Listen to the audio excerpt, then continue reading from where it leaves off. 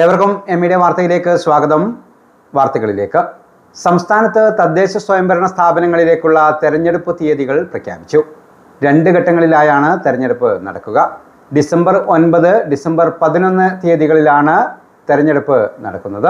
സംസ്ഥാനത്ത് തദ്ദേശ സ്വയംഭരണ സ്ഥാപനങ്ങളിലേക്കുള്ള തെരഞ്ഞെടുപ്പ് 2 ഘട്ടമായി ഡിസംബർ 9, 11 തീയതികളിൽ നടക്കും. 13-ന് വോട്ടെണ്ണും. പെരുമാറ്റച്ചട്ടം ഇന്നു മുതൽ നിലവിൽ വന്നു. തിരുവനന്തപുരം, കൊല്ലം, പത്തനംതിട്ട, ആലപ്പുഴ, കോട്ടയം, ഇടുക്കി, എറണാകുളം ജില്ലകളിൽ ഡിസംബർ 9-നും തൃശൂർ, പാലക്കാട്, മലപ്പുറം, കോഴിക്കോട്, വയനാട്, കണ്ണൂർ, കാസർഗോഡ് ജില്ലകളിൽ ഡിസംബർ 11-നും പോളിംഗ് നടക്കും. തെരഞ്ഞെടുപ്പിന് മുന്നോടിയായി മാതൃകാ പെരുമാറ്റച്ചട്ടം ഇന്നു മുതൽ പ്രാബല്യത്തിൽ വന്നു. തെരഞ്ഞെടുപ്പ് നടക്കാത്ത മട്ടന്നൂർ നഗരസഭയിലും ഇത് ബാധകമാണ്.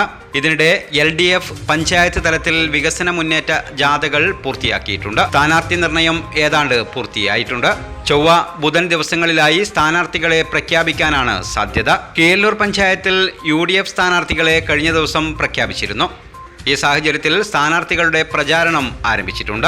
കൂടാളി, മാലൂർ പഞ്ചായത്തുകളിൽ കോൺഗ്രസും മുസ്ലിം ലീഗുമായി സീറ്റ് ധാരണയിൽ എത്തിയിട്ടില്ല. ചർച്ച നടന്നുവരികയാണ്. ചൊവ്വാഴ്ചയോ ബുധനാഴ്ചയോ സ്ഥാനാർത്ഥികളെ പ്രഖ്യാപിക്കാനാണ് സാധ്യത. BJP സ്ഥാനാർത്ഥികളെയും ചൊവ്വാഴ്ചയോ ബുധനാഴ്ചയോ പ്രഖ്യാപിച്ചേക്കും. തെരഞ്ഞെടുപ്പ് തീയതി പ്രഖ്യാപിച്ചതോടെ നവമാധ്യമങ്ങളിൽ ഇനി രാഷ്ട്രീയ ചർച്ചകളുടെ സമയമായിരിക്കും. സത്യം പറഞ്ഞ ടോപ്പ് എത്തിയപ്പോഴാ എനിക്കൊരു ആശ്വാസമായത്. എന്ത് രസമായിട്ടാ ഒക്കെ ഒരുക്കിയിരിക്കണേ. ഷോറൂം എന്നൊക്കെ പറഞ്ഞാൽ ഇങ്ങനെ ഇരിക്കണം. Simple and elegant. കറക്റ്റ്. അവിടുത്തെ ഓരോ ആഭരണങ്ങളും പോലെ എലഗന്റ് അല്ലേ അമ്മ?